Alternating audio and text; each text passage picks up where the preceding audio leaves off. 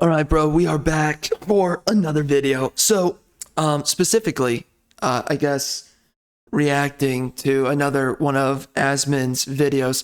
So, by the way, I have two other videos I actually want to talk about after this one. But of course, I've been kind of hearing people talk about the Game Awards, and Asmin made a video about it. And I mean, I have no idea, like, where else to really get the information, and I guess I don't really care. So anyways, we're here. Wait, no, never mind. I was reading, this one person's talking about Blue Sky. It's a freaking liberal dog crap platform. Why is anyone gonna go over there? Anyway, so a lot of people are talking about the Game Awards, where I guess people are angry about it. People are... By the way, isn't this hilarious? He's watching this guy's video, and I'm watching him watching this guy's video. Anyways, I just think that's funny. So, yeah, I don't know what's going on with the Game Awards. And I mean, I know it's massively woke, and I hate the freaking daylights out of it. And Jeff Cayley is basically a living cucklord, but... I have no idea what's going on, so I figured why not watch this, and I don't think we're going to make it through the entire video. I don't know yet, but let's see. Losing their minds over the Game Awards. I feel like this sort of thing happens just about every single year. I mean, it's everybody's favorite hobby, right? You have your favorite games, and when they don't get nominated or recognized, you start to ask some questions. To be honest with you, over the last couple... If you have your favorite games, yeah, if you're freaking gay, massively gay and retarded, you're going to be like, I love Dragon Age the Veilguard. Okay, bro. I mean, no one else likes Dragon Age the Veilguard, so you can sit there and jerk off about it, but no one cares. Stellar Blade was decent. Black Myth Wukong was decent. Final Fantasy VII Rebirth was blatantly gay many times over, and basically Cloud is confirmed gay for Sephiroth because something's wrong with those developers. They're homosexuals. But outside of that... Final Fantasy VII Rebirth was a pretty okay game and story. There's a lot of things I don't like about it, and I never made the final review for it. That does need to come out at some point in the future, but it's not coming out yet.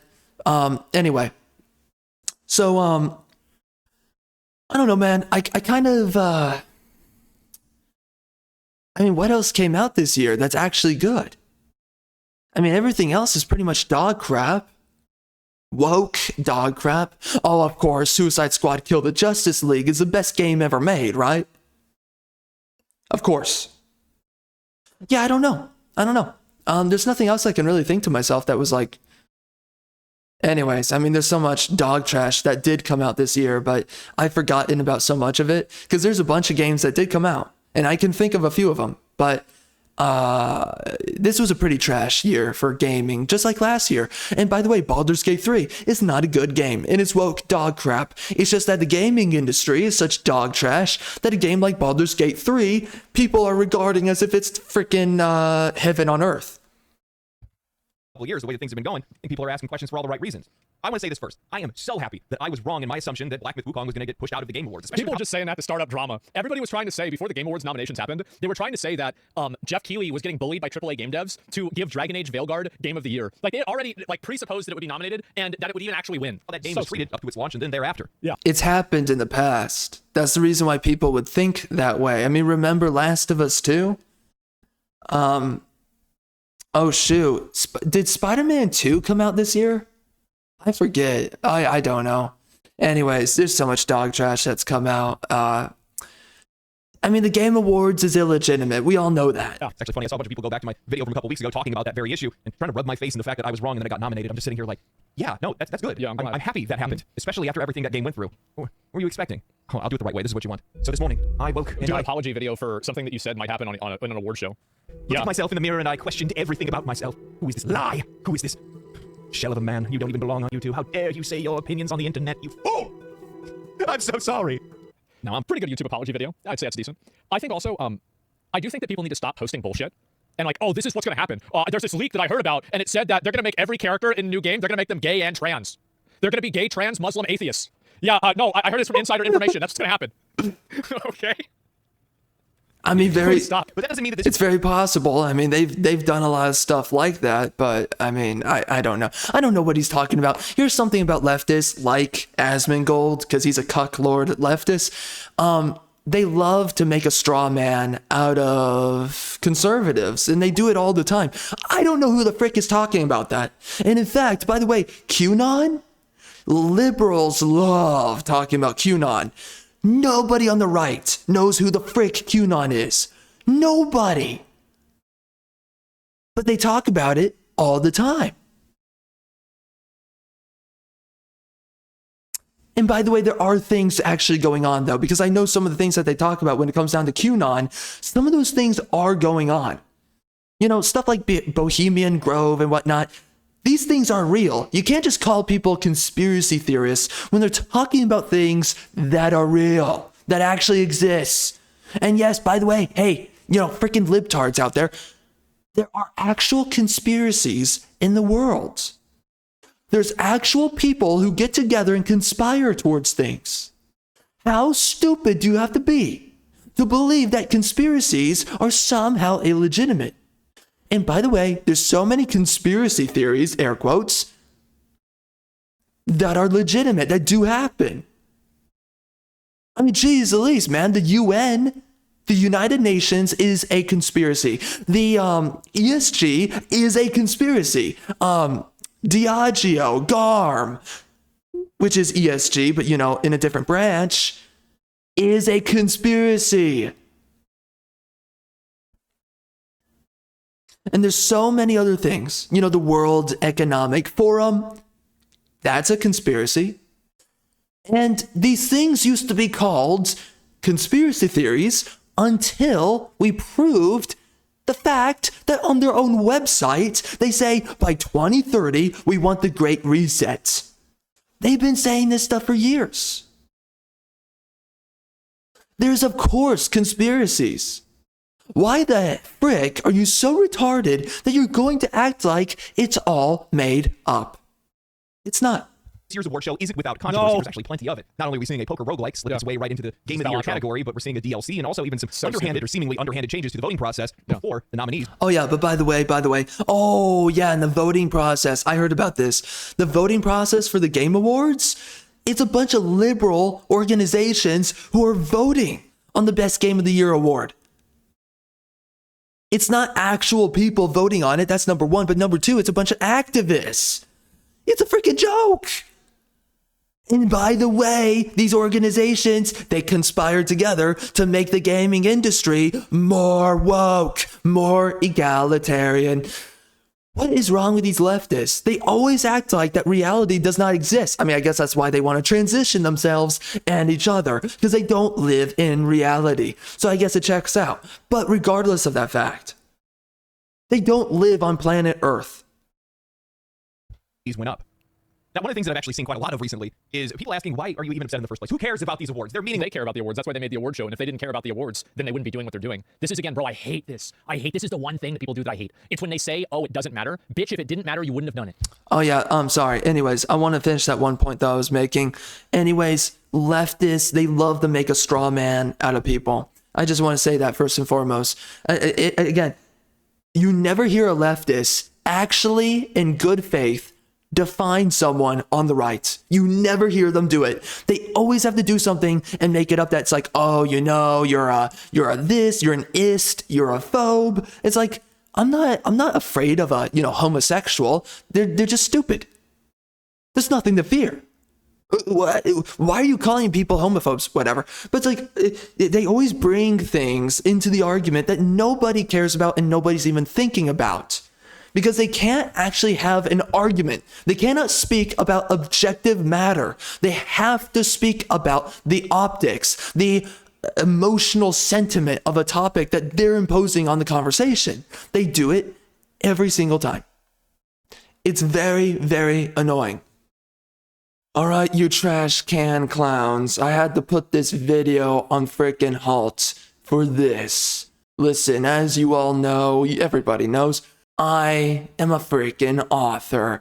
Go ahead into the video description. If it's not there, there's a link. Should be a link. Anyway, if it's not there, just again, reminder, Charles R. LinkedIn, search it up on Amazon and just pick up one of my books, leave a rating and review. Would mean a whole lot. And thank you, you trash can clown queers. Anyways, man, he said something here that I'm forgetting. What did he say? I hate this. I hate this is the one thing that people do that I hate. It's when they say, oh, it doesn't matter. Bitch, if it didn't matter, you wouldn't have done it. Don't. Yeah, if it doesn't matter, you wouldn't be invading the gaming industry and turning it woke. Do something. If and it then didn't get mad matter. when other people say, why did you do it? It's not nothing but a show So of vanity annoying. more than anything else, but I'm here to tell you that they mean a little bit more than that. Many people dismiss the Game Awards as a shallow vanity showcase, a glitzy night where the industry It is. insiders pat each other on the back, It and is. there's little substance that comes from it. It But is. this perspective Yeah, overlooks it the is. tangible benefits that ripple through the industry, particularly for course it developers matters. who win and the players who engage with their work. It's Now, a Game of the Year bunch award of in particular serves liberals as more than just a shiny badge, jerking giving each more other recognition to off, carries significant just like financial and cultural Hollywood. weight. For developers, winning Game of the Year can be transformative. It's not just a morale booster for the team, it's a marketing gold mine. A game that wins the award can see a surge in sales. I mean, is it really? Is it really? So special. It's the kind of exposure that the most aggressive Well, a lot of like my normie IRL friends, they know Baldur's Gate 3. Yeah, they do. They're like, oh yeah, that's the game that was really good, right? They know Elden Ring, like, oh yeah, that's the game everybody said was really good. Like, Yeah, because they're retards, because they literally think that these people in ivory towers determining for you, that's literally what it is. You know, don't you love it that leftists, they love to complain about people in power positions and how they wield their power to influence the masses, but as long as it's in favor of your politics, you don't care. It's freaking silly, man. No, you're allowing some freaking Democrat to sit there on an ivory tower to determine for the masses what is game of the year. Was Baldur's Gate 3? Was that game of the year? It didn't have a good story. The gameplay is like a bunch of games have that type of gameplay, and it's just like it's maybe a little bit higher quality than other games like Pillars of Eternity and whatever else. I forget. I think that's one of them. And then there's another one. I played it. I forget the name right now. But there's a bunch of games that are like it. And maybe, you know, it has slightly higher quality, but it's like, it's not that good of a game. There's so many games that were better. There's so many games that could have been made, that could have been better. But it's because the industry has been so bad for so many years now, we're saying that these average games like Baldur's Gate 3, these mother effers in their ivory towers, they're speaking upon the masses saying that this really generic game, oh, it's super good. Oh, it's game of the year. You should love this. No, it's horse crap. Yeah, that's the one.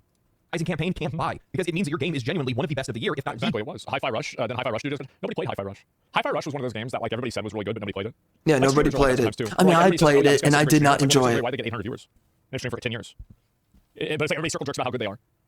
There's a lot of people that do shit like that. Rising Star. I think they should give it to her for the 3rd year. I think it'd be really funny. Did you? My word, man.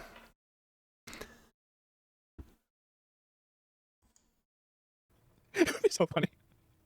best of the year. Beyond the immediate revenue, it often cements the developer's reputation, making it easier for them to secure funding or create freedom for future projects. That recognition becomes a signal to investors and publishers that the studio is capable of delivering on excellence, giving them the leverage they might not have had otherwise. While a lot of sales This is true also with movies. Think about the creative liberty that a guy like Christopher Nolan has versus some random director that just basically makes whatever slop that they're supposed to make.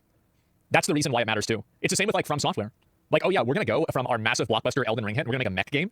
A mech game? What? For the 7 guys in Japan that play them? And the one fat guy in America that still plays them? That's 8 people. Well, they did it anyway. It's called Armored Core 6. It's a great game. earn a lot of heads, continued recognition, player engagement, and media representation can sometimes push these games even further beyond. Yeah, they do. Just using Baldur's Gate 3 as an example, while it soared at the start and smashing sales records for the company, it was ultimately recognized as the ultimate game of the year, earning Dog the award trash on every national stage across the woke entire industry, game. 7 different Game of the Year wins. As a I was result, like, look at this guy. Like this, you know, you're talking about a fantasy writer. Lawrence Stick, expert writer. I immediately believe him. Of course he is. Look at him. Absolutely. Yeah. the year wins. Yeah, you looked at that guy. Of course he's an expert writer. It's still talked about and referenced even a year later. Well, this is a testament to the excellence of the game itself. Baldur's Gate 3 is genuinely one of the best It games of the really last was decade, not a one of the good best games of all story. time. There are quite a few It people was that are not out a there good keep seeing this story. game talked about, keep seeing it win, and say, fine, okay, I'll try it. Now, Yeah, players- like as I said, I have a real life friend of mine. Like, Let me put it simply. If I wrote Baldur's Gate 3, it would have been a better story. I'm so sick and tired of people going out of freaking left field and they're like, wow, this was a great story. Wow, what a great writer. There was no story. The story was dog crap. The characters were dog crap. And yeah, if I freaking made it, it would actually be good. went to like middle school, high school together, like college together a little bit. And he's like, yeah. I'm like, what are you playing? He's like, yeah, I'm replaying Cyberpunk 2077, and I've been trying to get back into Elden Ring. And on the weekends, I play Baldur's Gate 3 with my dad and my brothers. Like, that's like fucking S tier normie gaming. And I mean, that's some good fucking taste, isn't it? You know, like it was. No, it's not. That's not good taste. I mean, Elden Ring is a great game. The DLC, I hate the DLC with every fiber of my existence. I literally picked up the game for like, I think overall 6 hours. I hated it. And I was like, I'm done. And I have not finished it since. I bought the game. I spent money that I'm not getting back. But I did not enjoy the DLC. It was just, no. A week now, and he's getting paid over $100 grand. He's doing tech support. He's talking about all these vacations he's gonna go on, like everything. He like, you remember that one day that like all the systems went down? He woke up at like 9:30 and like it was already fixed. He's like, what the? 64 missed calls. What the? Oh, it's fixed. Okay, great. It's not a big deal. Yeah, bro, this guy has a dick. Which obviously we're I'm gonna expose him. I don't want to mess with a good thing. I told him, I was like, man, like you make sure, like, watch out, like, you don't want to lose that job. Also reap the benefits, perhaps not in the most obvious ways, but a Game of the Year win sets a bar for quality that other studios want to strive to meet. It tells the industry this is what resonated the most with an audience, and critics alike. Developers take note of it. The success of games like Baldur's Gate 3, The Last of Us, Elden Ring, Breath of the Wild, all of these inspire trends in storytelling, world building, and gameplay mechanics that ripple into future No, titles. they It raises don't. expectations and in many No, cases, they pushes the industry forward. don't. Even acknowledgement of No, smaller titles they in other categories can give a moment don't. to spotlight, bringing a niche experience to players who may not have discovered it otherwise. I can't tell you guys how. Did Persona 5 win any awards or Persona 3 Reload? I don't know, because like I beat Metaphor. I actually think that These games are not redefining the gaming industry. These games are absolute dog trash. They have terrible stories. They are not Witcher 3. They're not Metal Gear Solid 5 or, you know, the other Metal Gear games. They're not Final Fantasy 15. And I don't know which of the other Final Fantasies are honestly good. I don't know. But they're not Red Dead Redemption 2. They're not, which by the way was a little bit woke, but it was largely a pretty good story overall. Good characters. I really liked Arthur Morgan. Really great character. GTA 5 was dog trash story. It's made for freaking trailer park trash losers who really need to not be playing a game like GTA 5. But, you know, there's actual games. But okay, I will say this though. GTA 5 did have a story that left an impression with you, because there's a lot of games that don't have a story like that game. I will say that it is unique, at least. But outside of that, even though it's complete degenerate trailer park horse trash, but outside of that, okay, we are not getting good stuff nowadays. I don't know what the frick is coming out that's actually good. We do not get good stories today. And you're going to act like these trash modern games are changing the industry. No, they're not. Black Myth Wukong did not have a good story. Everyone acts like that because it's like, oh, it's so novel. Wow, it's Chinese, pantheonic literature or whatever, storytelling. Oh, it's super good. And it's like, no, just because it's different or just because it's a different culture does not make it good. It was boring. It lost my freaking interest. I don't know what the frick was going on with the characters because honestly, I didn't care. Now listen, I don't hate the game and I don't hate the story, but it's like, let's not exaggerate the quality of the product. And you have these freaking losers out there, and I know they exist. It's because it represents their culture or what they want to be their culture. That's the only reason why they love Black Myth Wukong. But no one's going to remember the story in the game outside of the gameplay, outside of the character design, because the characters look interesting, but the story's not there. There's just not that many products out there that actually have an engaging storyline. Let's stop acting like everything under the sun has a great story. No, it doesn't. that game. When something's good, let's call it good. When something's bad, let's call it bad. When something is just middle of the road, I don't feel any way about it, then just call it that. It's neutral. And there's a bunch of games, Black Myth Wukong, neutral. Stellar Blade, neutral. Final Fantasy VII Rebirth. Final Fantasy VII Remake had really great characters, a really great storyline. Final Fantasy VII Rebirth, honestly, they dropped the ball. I'm just going to say it. Has mixtures of bad and ESG, has mixtures of good moments, but overall, The game has more bad, and it mostly has neutral. That's the reality of the game. Again, there's a couple of good moments in Final Fantasy VII Rebirth, and there's things I do love about the game and its story, but for the most part, there's a bunch of ESG in there. There's a bunch of blatant homosexuality, which is the bad stuff that's in that game. It's stupid. It doesn't need to be there. And then outside of that, Final Fantasy VII Rebirth was just neutral. Now, again, I love the personality of the game and its world, but they went to ESG with a couple of things that they shouldn't have done so. But overall, the game did not have as good of a story as Final Fantasy VII Remake, the first one.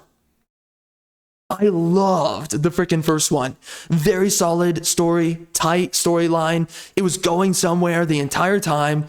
Final Fantasy VII Rebirth was kind of like we're just meandering around. We have a couple of good moments, but some of the characters that you run into, even though I kind of like them, it's like, but you know, I might like this moment and I might like the goofiness here and the seriousness there, but it's like, we don't need to be doing this.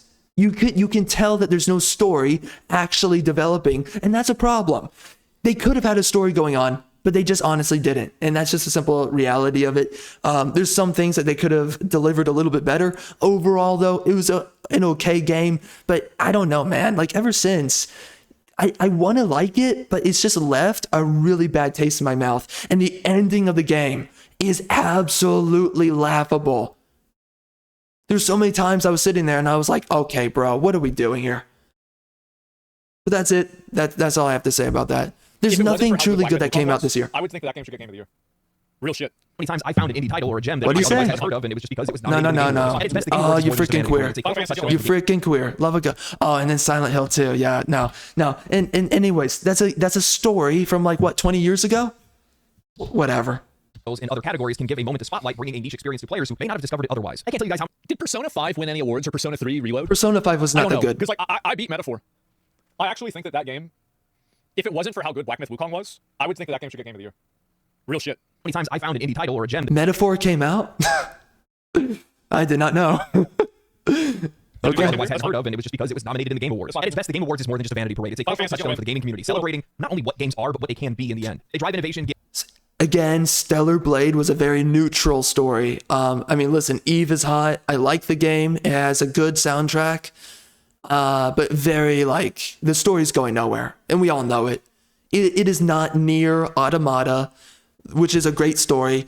And also Nier Replicant, there's moments I don't really like about the game. Feels kind of flat. Then there's moments, though, where they do really well with the characters and the moments, and the writing's pretty good in Nier Replicant. I've not finished the game yet, but I've played a decent bit of it. So, man, we used to make better games. It's just that simple. We used to make better stories, better characters, and better games. And now everything is dog crap. Give well-earned recognition to creative teams and expose players to games that they otherwise may have overlooked. Oh, Call of Duty Black Ops 6. Oh, Senua Saga. Get the frick out of It's a here. good thing. Like people want to win awards. That's why the award shows exist. Welcome. I mean, no, everybody wants to make fun of it more than they do actually care about it. Same thing with Hollywood and the Emmys, or whatever the frick they call it. The Grammys. Like, yeah, award shows are great. People care about it. No, it's just a good opportunity to make fun of these people for the dog crap that they make. If they were making good stuff, then yeah, it's a great opportunity to be happy about what they made. Holiday buyers, because they walk into stores, or maybe they see an ad pop up on social media or on an app or something like that. They see that a game has that Game of the Year sticker, and they think that it's a solid buy, a great Christmas gift for somebody. And chances are, Yeah, those are liberal retards. Liberals love to utilize the mainstream as their source of information. Oh, well, Donald Trump is a fascist. My favorite ivory tower specialist has just told me this. So now Donald Trump is a fascist. Oh, my ivory tower expert just told me that this is Game of the Year. So now I have to play it. Yeah, and it's not that good. You know how many games have come out and they're good? And they're fun? Or they have good stories? You don't care about that. Get out of here. Again, it's this elitist mindset. And then it's all the peons beneath the elites who sit there and they gobble up everything that the elites tell them to gobble up. I'm almost tempted to make a video about this, about the genetic paragon, what do you call it? The genetic paragon phenomenon. And it's something like this where You will see this happen a lot with liberals, where sometimes they will utilize like really beautiful people, sometimes like attractive women. They don't always do that. I think at one point they did that, but nowadays they don't really do that. But recently, what they do is they love to use masculine buff men to push a progressive agenda. So they will use guys like BJ Blazkowicz, right, in Wolfenstein, in the Wolfenstein games, to push this whole anti-Nazi rhetoric and be like, and basically equivocate the Nazis to conservatives. So basically, right, this, oh wow, BJ Blazkowicz, you know, a man amongst men, this really masculine dude, he's against Nazis, and Nazis are just like conservatives. So wow, that is my hero. That is the man. And I love him, and I love his character, and I look up to him. This is the freaking dude. And they always love to do this. They love to utilize these genetic paragons, because clearly BJ Blazkowicz is a man amongst men.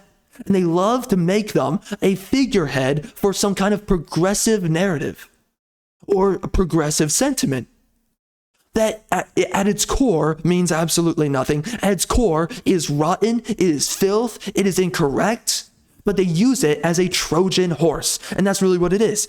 Leftists love to use genetic paragons to enforce as a Trojan horse their politics, their ethics. They love to utilize genetic paragons as their ethical Trojan horses. And maybe that's something I need to write down. You know what? Screw it. As we're doing this mother effing video, I'm writing that down. But bro, and I've seen this time and time again. You can go look on platforms like, I don't know how much TikTok deals with this, but you see a lot of things that go down in some other platforms. But let's say like Instagram. There are some dudes on Instagram, for instance, that, and I've seen this happen like a couple of times where, and again, I'm tempted to make a video about this. You know, I don't see too much of Instagram, but I've seen enough, right? You will have these dudes who are buff, they're masculine, they're freaking, they work really hard on their bodies, and good on them. And they have amazing jawlines. They are just basically 10 out of 10 genetics. And they will virtue signal like a woman. They will talk about things like a freaking progressive, and they basically push a progressive lens on the world. And everyone jerks off about what they think and what they say, because why? They are a genetic paragon. They are a Trojan horse for your politics. Because if the same guy were saying the same things, but he looked like a freaking hillbilly, you know, some kind of fat hillbilly, nobody would care about, oh, you know, I eat ethically sourced meats, and oh, we gotta make sure to take care of our environment. Nobody would care, and everyone would be making fun of him. But because these people, and again, the same thing happens with hot women. It's sometimes like happens, sometimes doesn't. But the same thing does happen, and it can happen with hot women. It's like, oh, look, this really hot chick. She supports the whole climate change issue. Wow, I should get behind this hot chick and her politics because I really want to have sex with a hot chick with amazing breasts, amazing waistline, amazing anus, the whole thing, right? And that's what people do. People have this this fascination with the genetic paragon. Rather than thinking for themselves their own beliefs, they allow, and dude, this is such a way that so many people, they reaffirm their own politics, right? Like toxic positivity. Do you know where this ultimately came from? Came from a lot of people who think a lot like the millennials on Instagram, where you're sitting around, you're jerking off, right? You're jerking off about your politics. Hold on. Let me write this down. So what did I say again? Yeah, genetic paragons are the modem of transporting, what was it? Progressive politics. Progressive politics as a Trojan horse. I might need to reword that later. Anyways, though, I think we're just going to write it down like that. Genetic paragons are the modem of transporting progressive politics as a Trojan horse. Yeah, we're going to reword that in the future. But anyways, I needed to write that down because that is such a, again, I think I'm going to be making a video on that. I don't know. I say I'm going to make a lot of videos and it's just like, I'm working on a lot of them, but it takes a while to get around to it. I have some big videos I want to get to in the future. For instance, that talent is not curated. Anyways, though, toxic positivity, right? Where did it come from? And ultimately it came from how a lot of millennials think on a platform like Instagram or Pinterest. And again, like, I don't really go to these platforms that much, but like, some of the people that are on there, some of the things that people say on there, and you can just tell what the whole platform is about very quickly, right? Just pattern recognition. It's very quick. It's very easy. You're like, okay, I get it. And this is what happens, right?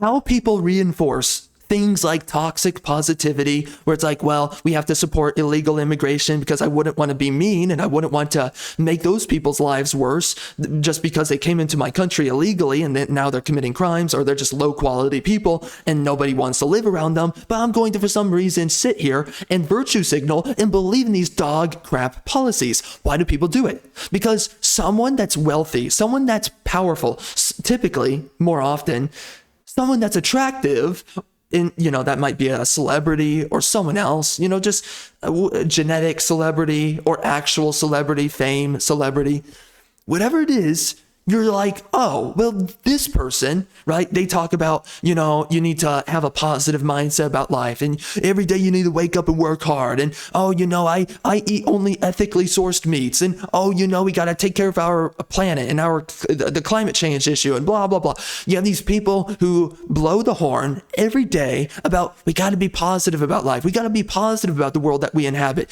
We got to be good, ideological stewards of our planet. And they do all this positivity. And because a wealthy or attractive or healthy person is telling you these things, you want to believe in it because you want to end up in their world. So you're like, well, if I think more like them, like a brain dead leftist, then I'm going to end up beautiful or somewhere synonymous, or maybe I'll be more beautiful than I am today, right? Or I'll end up famous. I'll end up wealthy. I'll end up in some way getting somewhere that I want to be, right? And people will love me and people will listen to me, but I need to copy down this blueprint of how these brain dead, completely airheaded, maybe not airheaded, but these propaganda figures, they tell you need to think in this way that reaffirms these progressive politics that are completely insane, completely illogical. They don't even have a sound basis, but you believe in it. Because the person that you're listening to, you want to be like them. And they're ultimately, whatever they are existentially, they're above you. They're better than you. They're wealthier than you. So you want to be like them, right? And that's what it is. These are genetic paragons. Typically, that's how it happens. It's typically not really like, if someone's ugly but they're wealthy, no one really listens to them. It's typically the genetic paragons that are a great vessel to push politics through.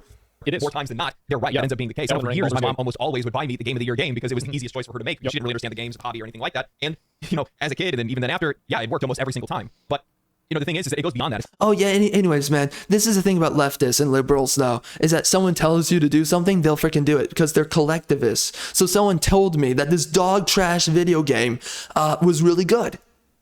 So I guess I'm going to play it then. Oh, it was Game of the Year? Oh, a bunch of liberals, literally these LGBT groups and other woke organizations. One of them's called Pride, and they're behind a lot of stuff, by the way.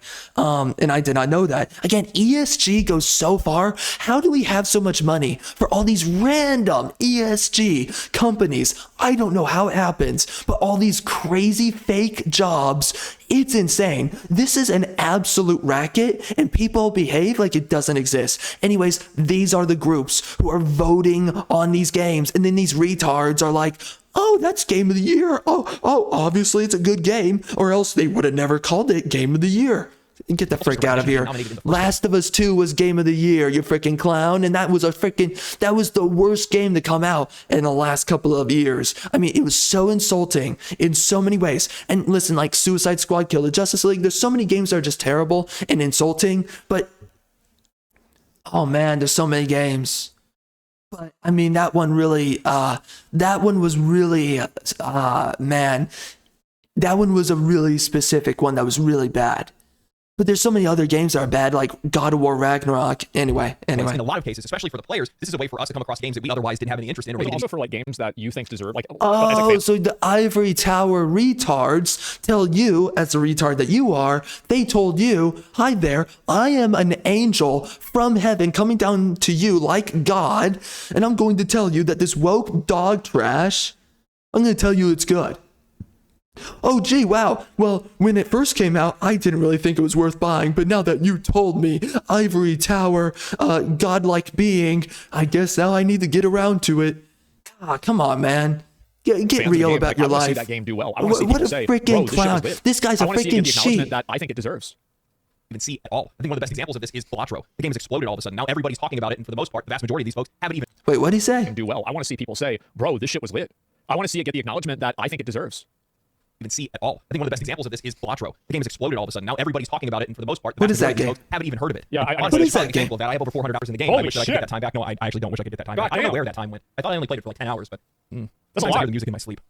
That's the power of these awards. That's So what million they can copies do on for the these board. companies. It's Wow. also what they can do for the players. Not only is it setting an example for games that we want in the future, and it's Yeah. exposing players to games that we otherwise would have overlooked, but it's just that You know, that is one of the issues with a lot of games is that you always feel like you're playing it for a lot less time than you actually are. And I think this is a real thing that needs to be spoken about. And I might make a video on this, but of course I say I'm going to make a lot of videos and then I only have so much time. So I will say it here before I ever maybe make an actual video about this, was like at some point you got to be really mindful and stop yourself from playing a game, because you got to make sure that you do not lose hours. You lost 8,000 hours in Lost Ark? That has to be a joke. How's it going, you raging queer bags? It appears we're here again. I need to inform upon you, as you already know, I am an author. And if you would please just read one of my books and leave a rating and or review, who knows, whichever one. Listen, my PR agent is going to kill me, okay? They're going to fire me. I hired this biatch, and now they're going to fire me. Please save my life. Lost Ark was a complete joke of a game. Dude, it had a horrific launch. There's no way that you put 8,000 hours, whatever. But this is what I'm talking about. There are people who get way too lost into a game. And it's like, at some point, man, you put so many hours into a game, you got to stop yourself and you got to achieve other things with your life. And I really mean that. And I get it. It's really easy for gamers because I've been there. You know, one of my games that I played way too much of was Stellaris and Warframe.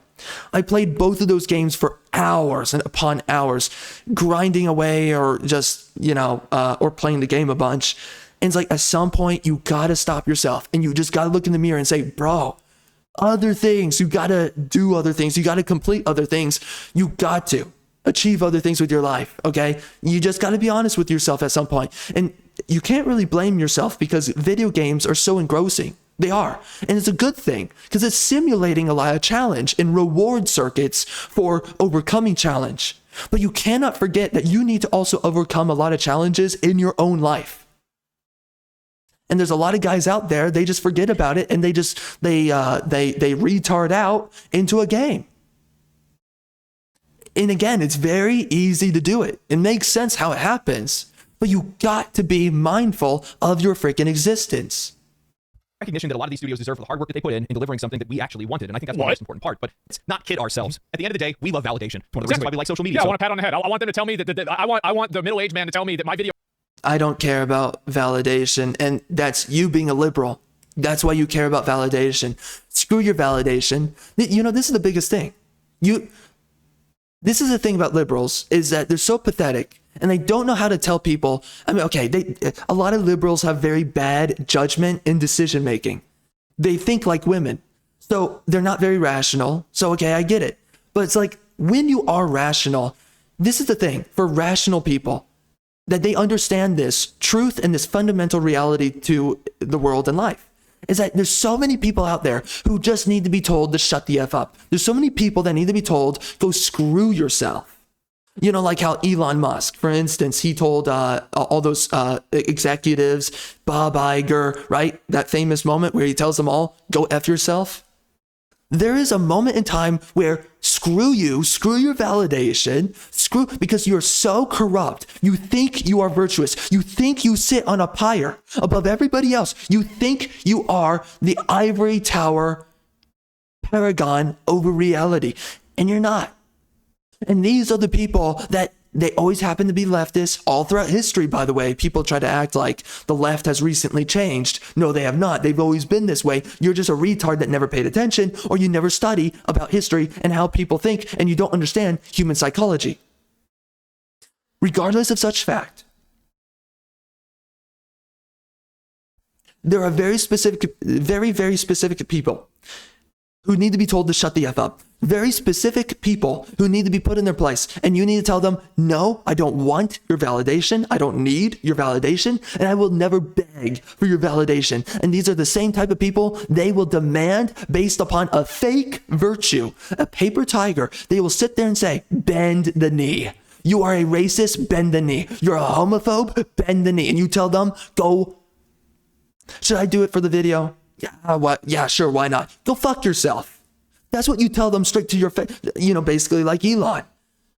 You are so obscene. Go fuck yourself. I am not going to bend my knee to your demand of validation from me or for me to be validated by you, whatever it is. I'm not going to give that to you. And I'm not going to be your frickin' sock puppet playing your stupid little game. This is what's so meaningful about the Founding Fathers, which right now everyone's trying to do their best to destroy the spirit of the Founding Fathers. But do not forget, give me liberty or give me death. There is nothing much more worthwhile than standing for something that is true, something that is truly virtuous and truly noble. And there's so many people out there, they want to live their whole life for validation. Well, validation means absolutely nothing. Let's just be honest about that. And by the way, the collective have always been wrong throughout history. And typically, that's where you get a lot of corruption in a government, is because of collectivism, not individualism.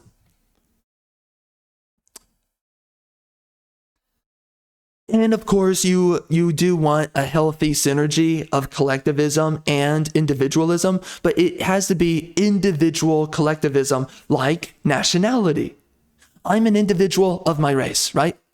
And that was a huge idea about a lot of nations, specifically including America, for many years, is that you are an American. You are a man from this progeny, and you stand as one amongst many like you who stand as one amongst many.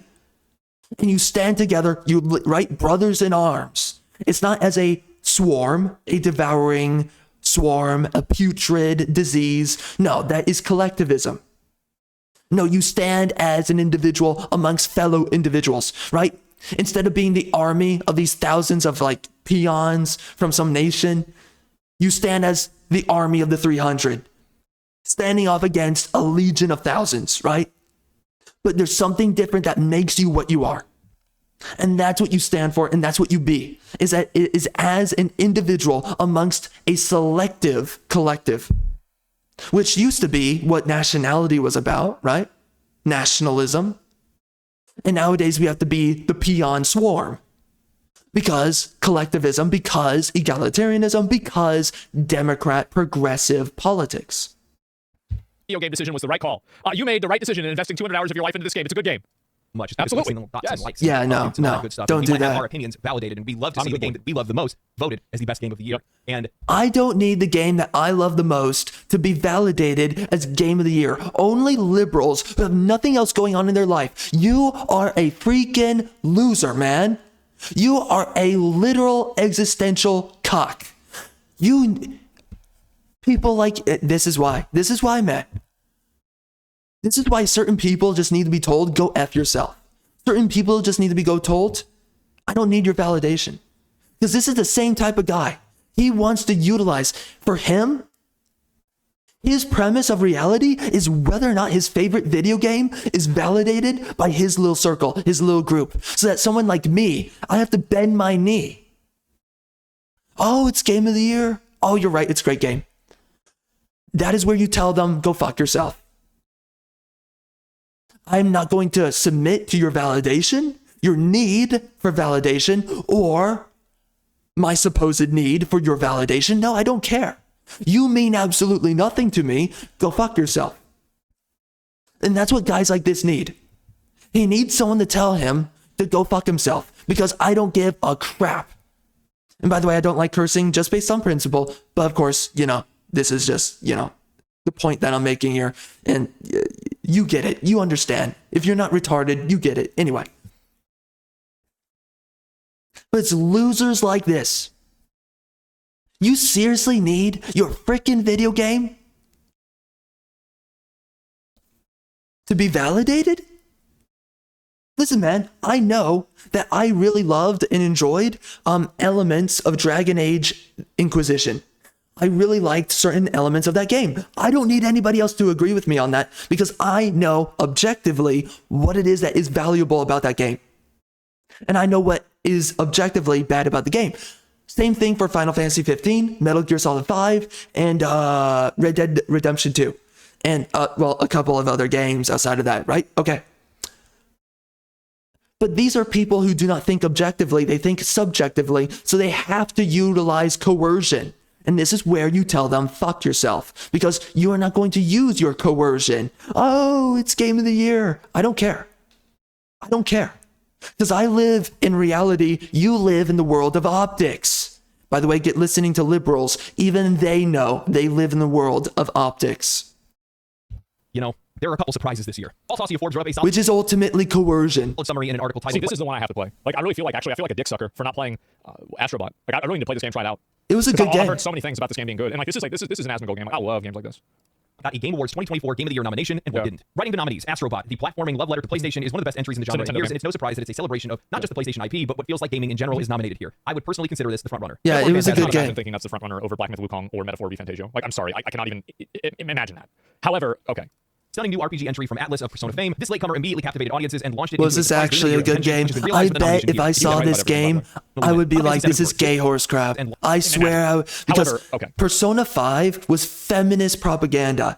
There are so many male characters who are demonized in Persona 5. And by the way, the game doesn't really have that good of a story. The best part of the story is the first villain, right? The gym teacher. That is the best part of the game. Then the rest of the game, not as interesting. But that was the best part of the game. And I really did enjoy that starting segment of the game. It had a lot of mystery. It really hooked you. Had good development of the plot and the characters. And then after that, it really, honestly, it just falls apart, honestly. But so many men are vilified for their sexual impulses regarding women. And it's over and over again. It is absolute feminist dog crap propaganda. And on top of that, specifically, we make villains out of men in that game. It's every single villain. It's some guy, and typically has something to do with sex. It's never a woman. It's not like women do anything wrong, right? And it's always the fact that women are apparently victims of men or victims in general. Or, soy boy men that look like women, they're also victims of men. No. Like, Persona 5 was a trashy game. It quite frankly, it is such postmodernist dog crap. And that's why I really do question whether or not Metaphor is a good game. Stunning new RPG entry from Atlas of Persona fame. This latecomer immediately captivated audiences and launched it into a surprise Game of the Year contention, which has been realized with a nomination here. He was right about everything, by the way. Win. Final Fantasy 7. My guess is that this game is probably woke. This is the one I think is going to win. Less guaranteed, but it feels like it's dueling for the top 2 or 3 for sure. Black Myth Wukong. It has both a Final full fans Fantasy and explosive That was sales a good records game. popularity globally, but especially in China. It's an extremely competitive year, and the game reviewed well, albeit not spectacularly, and I wasn't expecting it to make the cut. I was wrong. Here it is on the list, selected by a jury, landing a top spot. A win does feel difficult given the competition, but we'll see. The reviews, I really Who cares? Who cares about your opinion? Who cares? I don't care about your opinion. You can't self-reference your own opinion as like a surprise that I'm surprised that this game got nominated even though everybody in my industry said it was bad. Yeah, because who cares? Unlike anything on this list, the brilliant card game has been a sleeper mega hit all year, and I thought it might slide into a nomination here. You'll love to see it. Elden Ring Shadow of the Erdtree. In the last few days, there's been a story of drama over the fact that the Game Awards confirmed that yes, DLC or expansions could be nominated for Game of the Year. While the immediate aftermath of this discussion was about a likely nomination or even win for Shadow of the Erdtree, it was still up to the voters whether they considered whether or not they would count it. Enough did, it seems. Could it win now? That would spark some more opinions. Now, these are the games that did not receive nominations. I don't think a DLC should get Game of the Year because you can't play a DLC. You can only play the game that the DLC exists for. That's my. I think it's ridiculous. No. Mostly popular game. No, there's DLCs that really expand on games, and there's DLCs that expand the story. So DLCs, absolutely, it's based on, it needs to meet certain criteria, because the DLC for like Dragon Age Inquisition was really good for the narrative and fleshing that out. Witcher 3 had some really good DLC that fleshed out the narrative and the characters. You have some really good DLC out there. Sometimes the DLC might even have more cutscenes than you would have seen in the base game. That's happened a couple of times, which is really weird. But no, sometimes DLC is like, it's tough because it's an add-on to a game. So it's not the game. But sometimes DLCs add enough that it might as well be regarded as, an extension of a game. And therefore, right, like it's like another chapter to a game, right? Another episode. And you should regard based on certain criteria, you can definitely look at certain DLCs for a contender spot. In the shattered perceptions of whether Sony could produce a live service hit. It has certainly had its ups and downs since its release, but it's hard to get a stellar initial launch period, and it's a multiplayer entry that failed to get a nomination. This may be the biggest snub if we're playing that game. I think that Helldivers 2 was a very one-dimensional experience. I wish that Helldivers 2 had the same progression path and the same type of gameplay progression that like Space Marine 2 had. Or like I'm trying to think like maybe Grand Blue Fantasy Relink, like some degree of like character progression. Because like that, yeah, in any shape or form, yeah, like I just like you needed something. Silent Hill 2. This one was bound to be controversial as a remake, but Silent Hill 2 put up a large amount of nominations overall before the Game of the Year slate was ever even announced. I don't want to see a remake win Game of the Year. I want to see remakes, remasters, or DLCs win Game of the Year. I don't think it should be categorized. It's not fair. However, land an actual Game of the Year nomination itself. Yeah, again, it's really difficult because it's Game of the Year. If there's something fundamentally changing about a DLC, then it could be Game of the Year. But typically, DLCs are not, so they don't really... I mean, it should just be best DLC of the year, I guess, but whatever. Which was a bit of a surprise. Yeah. Dragon Age: But The yeah, Veilguard. remakes, that's not really a good idea. Games journalists would rally behind this game to get it nominated, but despite its solid enough reviews and many Dragon Age Despite the reviews, who cares about the reviews? fans enjoying it, it's not exactly a product similar in the full-on glory days of BioWare, and as such, it did not land a nomination. What he means to say is that the game sucked dick and nobody liked it. That's why it didn't sell very well. Yeah, that was a bad game. Yeah, it sucked Man, dick, so I've already done a lot of videos on that game, Final Fantasy man. VII Rebirth is a remake? What do you mean? What I mean is that I haven't played Final Fantasy VII Remake or Rebirth, but a lot of people, like, I get half of people telling me that it's a remake and half of people telling me that it's not a remake. So I don't know what to think because I never played the original game and I haven't played the remake either. So I try not to really have an opinion. It is a remake. Yeah, it is a remake. They changed the gameplay of the game. That's number one. They changed certain aspects of the story. That's number two. Yeah, it's a remake. But it's really just a reimagining more or less than anything else. The Final Fantasy VII games recently are just a reimagining. So I don't know if I have anything else to say on that. About it, but that's why I'm not categorizing it. Legend of Zelda: Echoes of Wisdom, certainly a departure from the traditional Zelda game, but still a bit of a surprise that it They didn't replaced Zelda with a girl? What the fuck? What is this gay feminist bullshit? represent Nintendo on the Game of the Year list. I suppose it's not a mainstream entry, but you don't often find Nintendo. The game was absolutely made for feminism. They literally tuck away Link as a main character just by plot convenience. No, it's absolute feminism. We know that if this game was made, 15 years ago, 20 years ago, Link would be the character. But they're doing this for feminist reasons. That instead of following Link, we're following Zelda. There's a reason for that.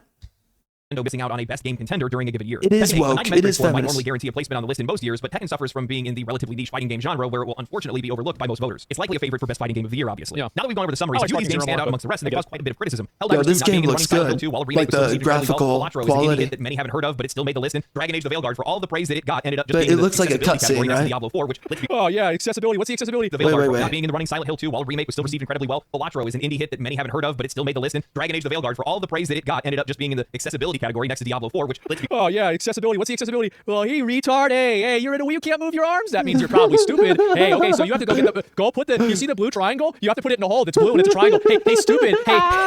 hey, I know you're quadriplegic, which means that you can't think. So we're going to tell you 5 times how to do this. And, oh, no, we're not going to make it easier to play. No. We're just going to make it so everything dies in one hit.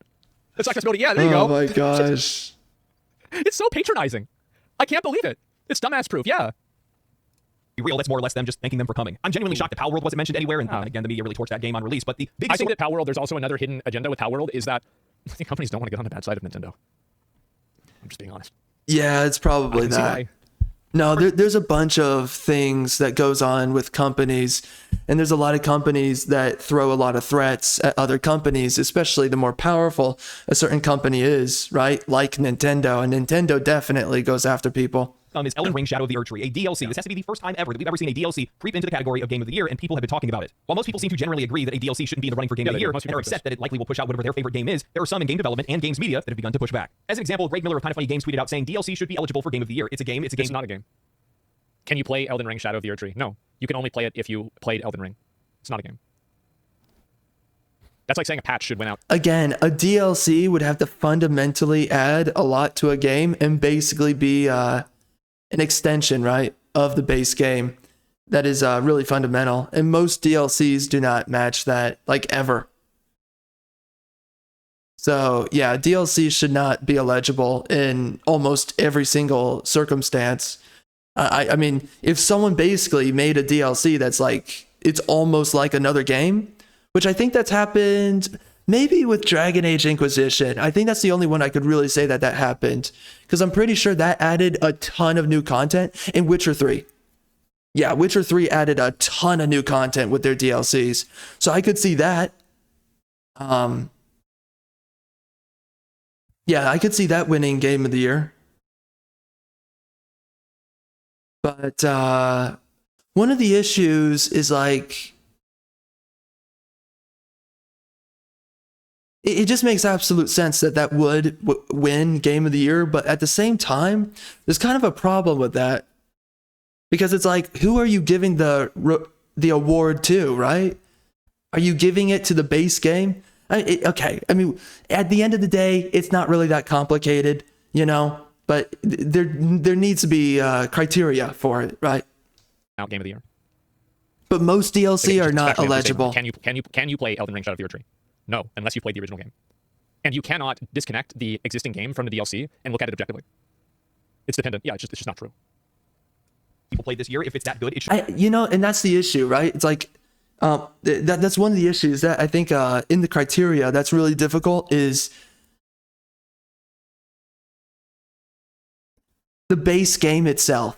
The reason why DLC is a really big issue for eligibility with the Game of the Year award, even though the award means absolutely nothing, but it's like, just thinking about it conceptually, the issue is that is the base game good, right? But again, like if you have a DLC that even reimagines the game, for whatever reason they do that, which could happen with some games, I could see it happening, then, you know, that like Warframe is a game that's kind of done that in the past. So if you really reimagine a game within a year and you're adding a bunch of content, you're adding a new storyline, it's basically a new game, then it could win Game of the Year. And I mean, new content is a DLC, right? Whether you have to pay for it or not, or whatever. So again, there are scenarios where DLC could absolutely be eligible for Game of the Year, but a part of judging DLC is whether or not the base game is good to begin with, right? Or if they make fundamental changes for the base game, and that's it. That's all that it comes down to. Should be honored. Thomas Mahler of Moon Studios also tweeted out saying, it seems that a few people are upset that the Elden Ring DLC has been nominated for the Game of the Year award at this year's Game Awards. Let me be clear, I'm 100% on board with this decision and told Jeff Keighley the same a few months ago. The industry is changing and we're moving from box products and sequelitis more towards games that are kept alive. It makes sense to do so. I think that in the future we're going to see more and more games that are treated as mere platforms that are receiving updates continuously, and we should celebrate those achievements just as much as we are celebrating entirely new products. I agree. I just think, it sounds so bad. I think they should just be separate but equal, right? I think it's fine to do that. That's totally okay. But I just want to have another category for it. Like, just have like a DLC or like a it probably should have another category. Yeah, category. Like that's all I want. I mean, like, how about this? Get rid of the VR category. Nobody cares about that, and just add in DLC instead. I could go through a ton of other examples. A lot of the conversation is revolving around the exact same wish that thing. were me. I just want to say that the quality and vastness of the content is not But, in contention. Shadow of the Erdtree was exactly what fans wanted and more. It's one of the biggest highlights this year. It was one of the things I was looking forward to playing most this year. No. With that Stick said, sucker. it doesn't matter if Shadow of the Erdtree was 4 times the size of No. Elden Ring. It's a DLC, not a game. You have to own the base version of Elden Ring to play it. It's not a standalone title. And from my perspective, this sets a bad precedent not only for the Game Awards but for the industry. Especially because now we are just normalizing games, especially single-player games, becoming a continued platform that is recognized for the same achievements as newly minted titles. Developers making brand new games incurring Yeah, significant. and that's another he's bringing up such a great point right now, because what he's doing is he's saying that it's creating a feedback loop that keeps new games out of the market. Because like now there's a feedback loop where like old games can cannibalize hype from. Yeah, that's the issue. And I do agree with that, right? Like I was thinking about that as I was speaking earlier, is that Witcher 3, if Witcher 3 is right, that wins Game of the Year. But then if it comes out with all of its DLC, which is really good, that DLC was pretty good, man.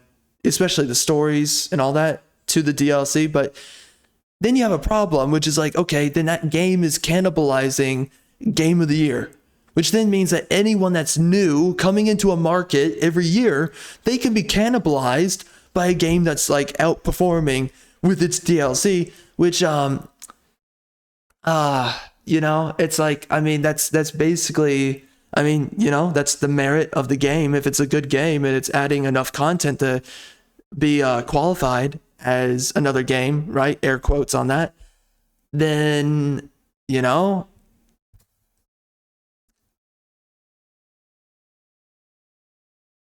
that's pretty tough, honestly, because you can't discredit the work of those who made the DLC, but I guess just make it 2 separate categories. But at the same time, it's like, I think in a hypothetically perfect world, it doesn't really matter.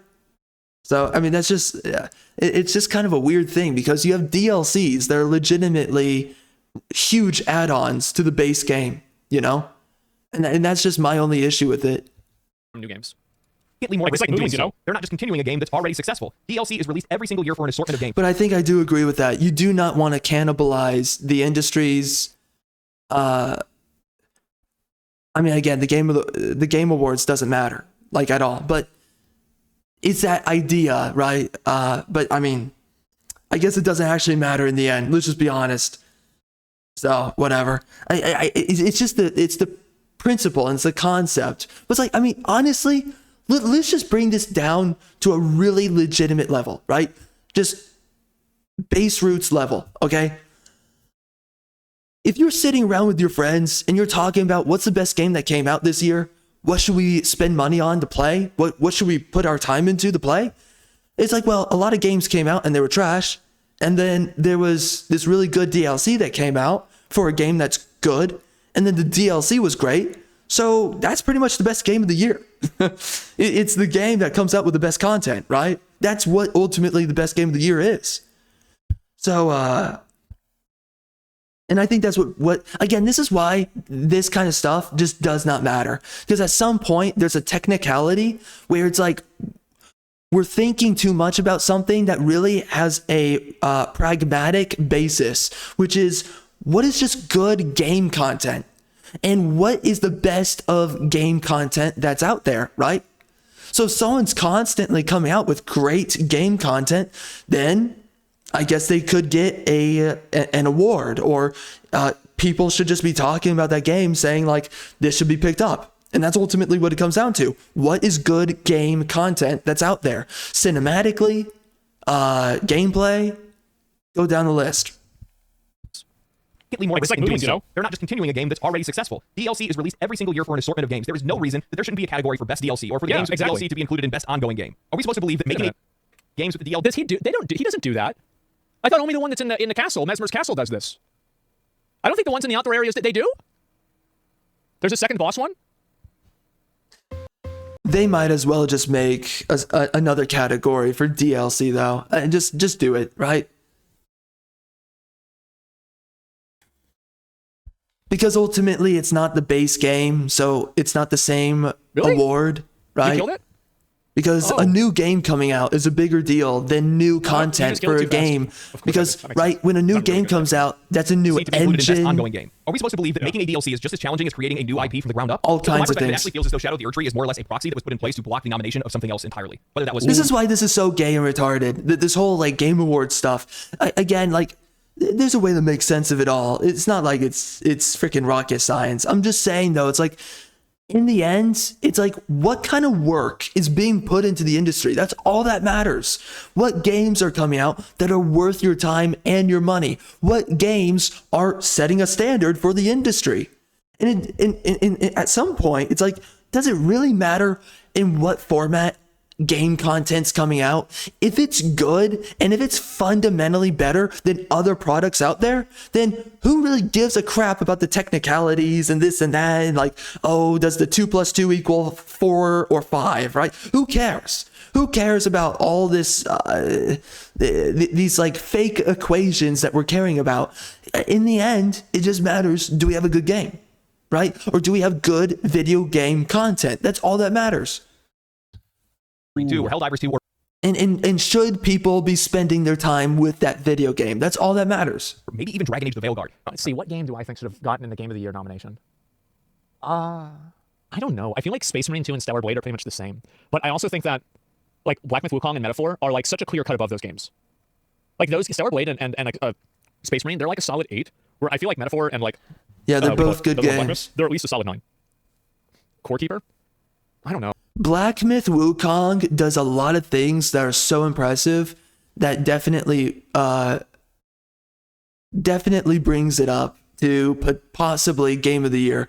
There's so much work that definitely went into Black Myth Wukong, and Stellar Blade and Space Marine 2.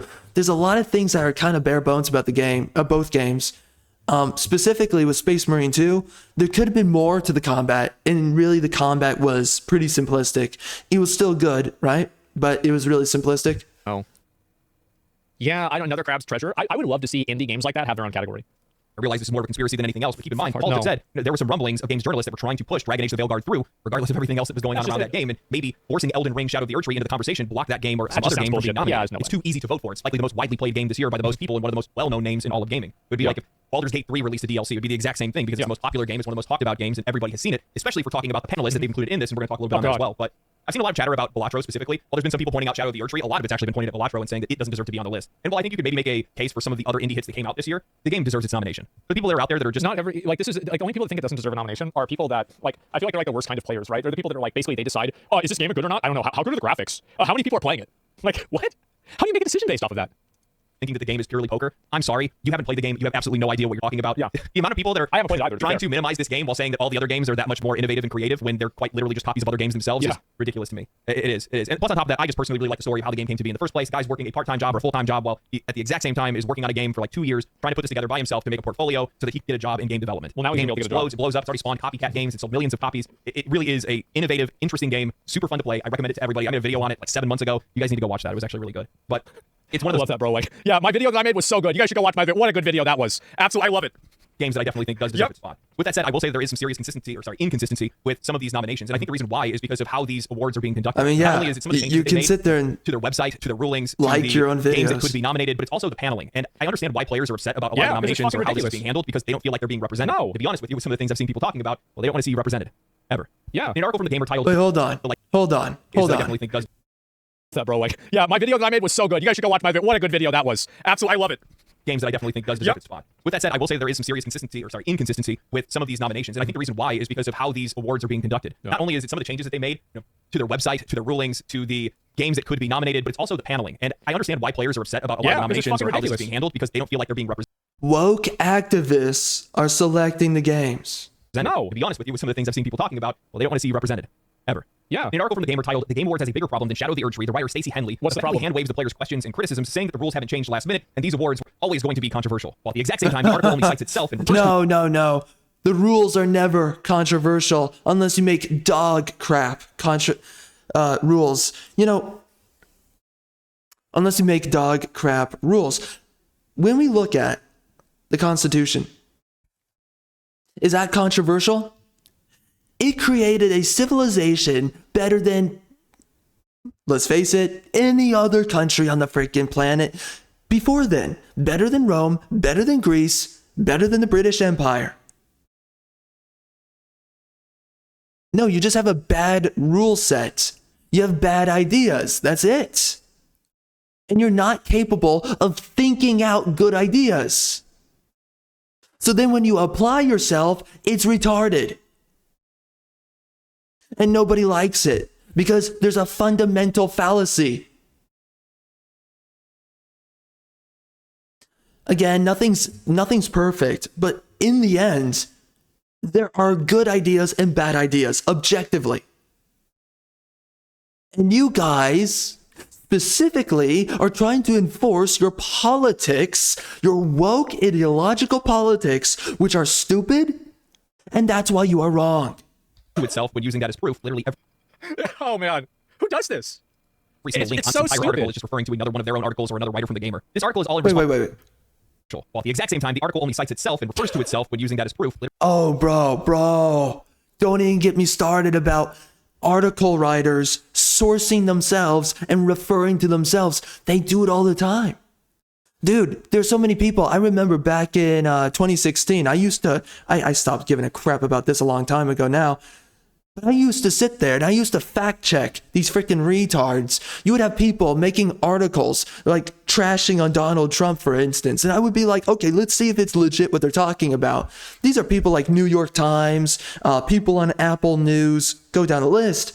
So you read it and you look at all of their references and who they're sourcing to. And it's a bunch of opinion piece articles, people from their own company, each of them who are against Donald Trump and have TDS.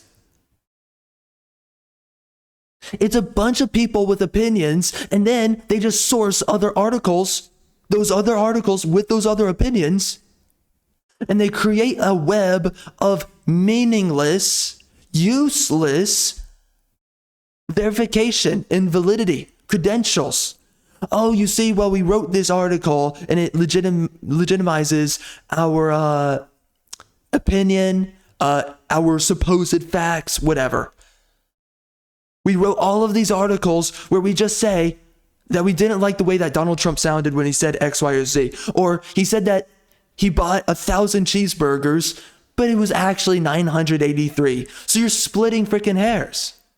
And by the way, there's tons of articles like this, and they will reference hundreds of these articles. And there just comes a point you're reading through them all and you're like, this is a waste of effing time. Well, I'm going to sit through here and I'm going to literally fact check a bunch of opinion pieces from retards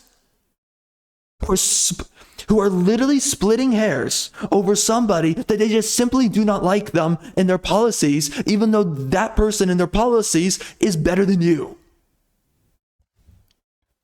Literally At some point, you have to care about what is reality and what is an actual realistic perspective or outlook onto the world, rather than believing and listening to these propagandists. This is why what they say does not matter, because it's just a waste of your time. And if you actually look into what they're saying, they're full of freaking crap. Oh man, who does this? every single link It's on so this entire stupid. article is just referring to another one of their own articles or another writer from the gamer. They've This been article is doing all in this for response to people taking years, notice of a man. few things before the nominations were revealed, and some of the changes that were made over on the Game Awards official website. One of the first being that DLCs were now recognized where they hadn't been in the past. Again, something that feels artificial, especially for this occasion specifically, because if not, then we would have seen Cyberpunk's Phantom Liberty nominated last year, but we I feel didn't. like it should have. I really feel like, yeah, it's like, what about Phantom Liberty and like that one Witcher DLC? What about Iceborne back in the day?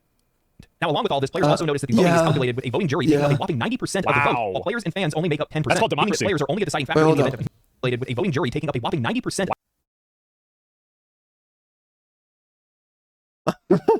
This is what I'm talking about. It's literally the activists. Activist judges are the voting jury for who's going to win.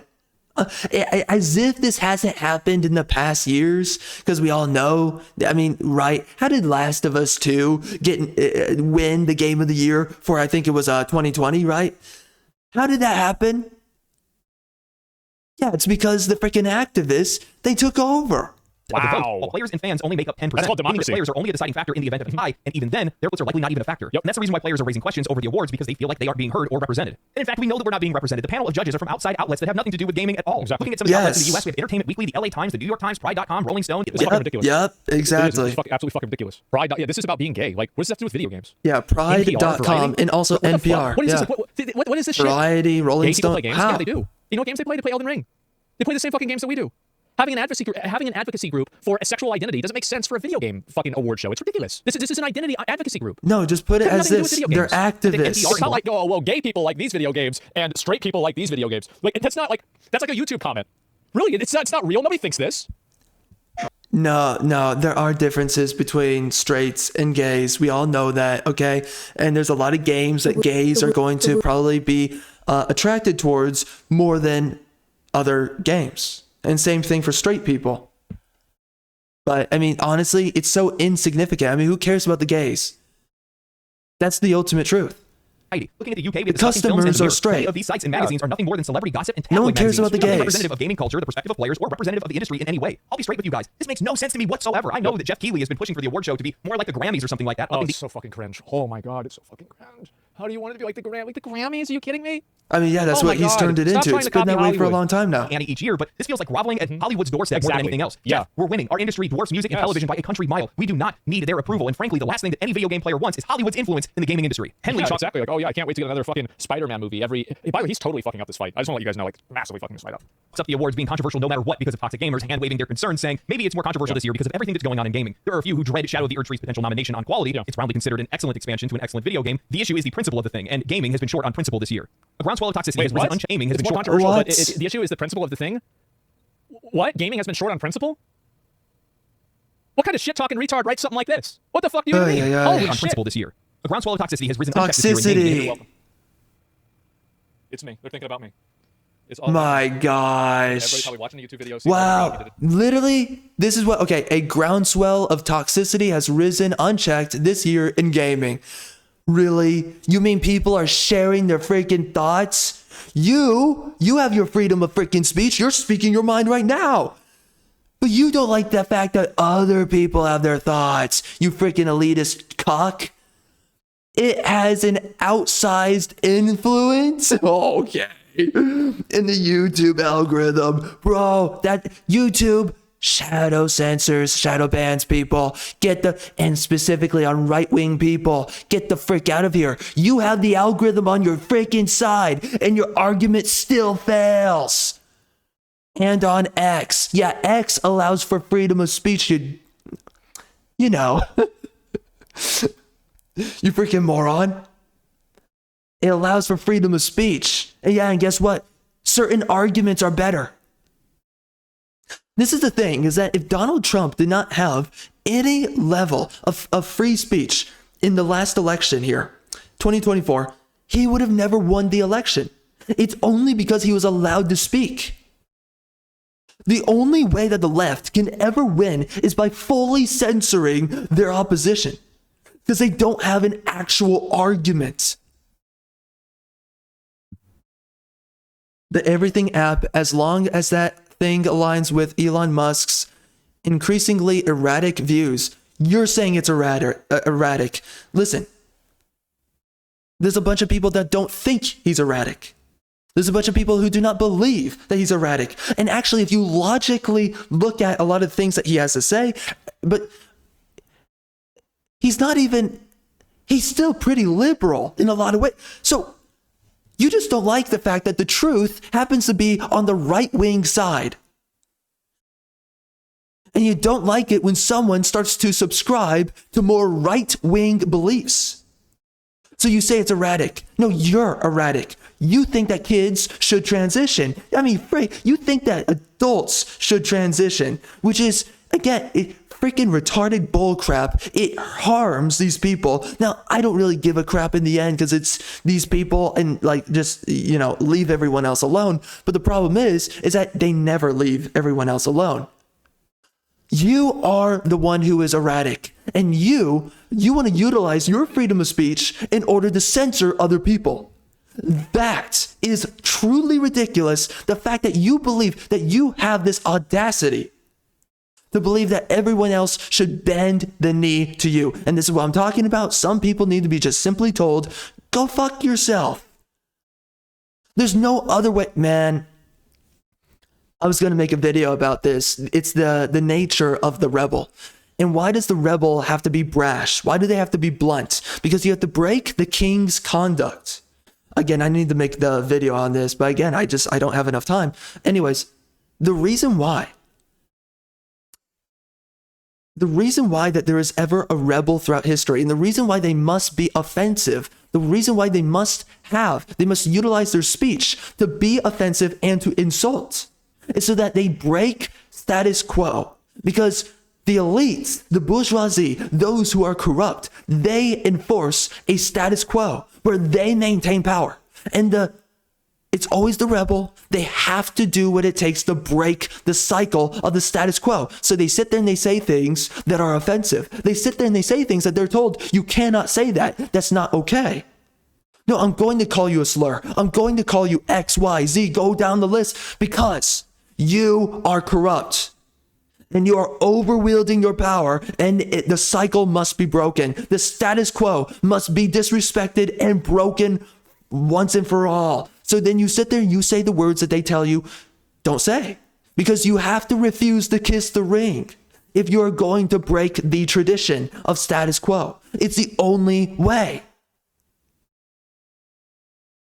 And that is the problem with these people here, is that they want you to kiss the ring. And this is why you tell them, right? This is where you finally just break your rules, even if you don't like the curse, and you just say it.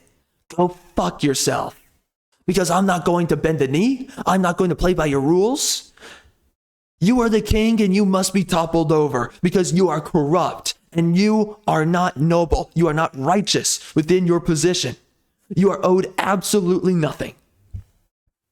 Did it again. Look, I did this. An outsized influence in the YouTube algorithm. Yeah, they're mad because YouTube videos are getting more views than their website. Yeah, okay, here we go. That's what it comes down to. I need to make my own print website. They don't like the fact that the counter argument is winning. And make print media good again. Because I think that print media is so important. I think that print media is the best way to communicate an idea. There's no messenger. There's just words on a page. Is it true or not? When was the last time? I want to ask you guys a question. When was the last time that a piece of print media was important for us culturally? I can think of one example, and I don't think it's a great example. Good question. Yeah, I'd say probably Project 2025, right? That'd be the closest thing that I can think of. My point, no. From what I've heard about it, there's nothing wrong with it, but Democrats want you to believe that there's something wrong with it because they fundamentally want to transform America, destroy America. They are literally anti-patriots. Go look up what the founding fathers say. Everything they say is antithetical to Democrats historically, but more importantly, today. Democrats have nothing in common with the founding fathers. That is why they don't like things like Project 2025 and other things. This is why they complain about things like, for instance, of course, insurrection, even though the founding fathers say that is the most sacred right and indispensable duty. And they understood this. Because you have to fight oppression by a tyrannical government. Not the bull crap that liberals talk about. Actual oppression by a tyrannical government, which has happened many times throughout history. Tyrannical governments, bad leadership. All right, guys, as you know, wokeness in media is not going away anytime soon. And for the longest time now, we've laid out witness to see that creativity and imagination are both dead. Our modern media today is lame and gay. We don't have stories. And this is why I would like to remind you to go head on over to my Amazon book page, Charles Arlington. There I have written the stories to combat wokeness, to make non-woke stories. It is here that we will regain the true essence of storytelling. Why do you think these people run to bat for a tyrannical government? Oh, not an event, but an actual piece of print media that's discussed on a cultural level. We don't have this anymore. Like, nobody knows how to read anymore. People don't know how to use a book.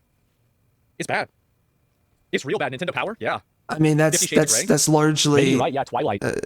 That's your fault. That's multiculturalism's fault. I do. There's a reason why everyone's getting dumber, man. There's a reason why. Yeah, because we're embracing diversity. That's ultimately what it comes down to. It comes down to cucks who don't stand for their culture and for the education and for the tradition. People don't know how to use a book. It's bad. It's real bad. Nintendo. Listen, education first came from the Protestant and Catholic churches. Okay? It came from Christianity. Christianity is why we have education, people who read, people who write, philosophical thinking, the sciences. All of these things stemmed from the universities, which came from a very specific group of people who happened to be white and Christian. Yeah, there's a reason why people are becoming dumber, and it's because you're bringing in people who do not value these things. Let's put it like this. You are not willing to uphold your racial ancestry, which is the very reason why these things ever existed in the first place, and the very reason why these other demographics want to live in these countries. And they're ultimately, they're pissing the bed. Let's just freaking say it. Love of God. Power? Yeah. 50 Shades of Grey? Maybe you're right. Yeah, Twilight. I mean, that's you? Nah, bro. Like, I think this is a cultural thing. I do. Yes, multiculturalism. You can't That's read what the does it. right? Well, I can't. It's not on stream. Anyway, I feel like print media is really important, and the fact that there is no place to get print media that has any integrity at all is actually a huge problem. Have you guys ever written something out, and then after you wrote it out, you understood it better because you wrote it out? Yeah. It's really sad. Yeah, wait, I mean, that's kind of retarded. I don't really, what are you talking about? But that can make sense as an idea, because if you write something out, right, you are, because when you're thinking and you're speaking your thoughts, you have other thoughts and ideas in your mind.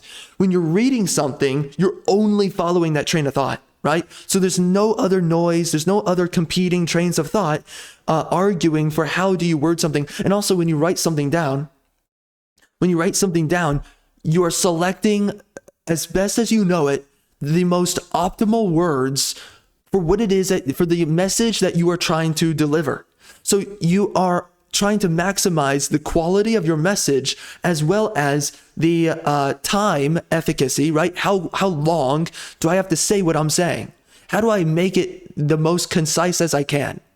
So that's why it can make more sense, something that you're trying to think or say, when you just write it down, because, right, you're applying the best of your thoughts, the best of your words, the best of your ideas within a certain cohesive framework that avoids wasting your time or wasting energy. And when you're talking about something, it's typically when you speak about something, you're thinking about something that is explorative thought rather than performative thought. So when you write something down, that is performative thought. When you are thinking about something, that is explorative thought. So it takes more time, and if you're really stupid, you get lost within your thoughts. If you're not stupid, you know exactly where you are, but even if you know where you are, you're like, okay, we've gone way too far, and we need to bring it back to ground zero. Everything that we're talking about here, right? We need to return to to the first premise of the conversation. But I mean, that's what makes conversation so good, is that you can explore in so many different directions. All right. It's so sad.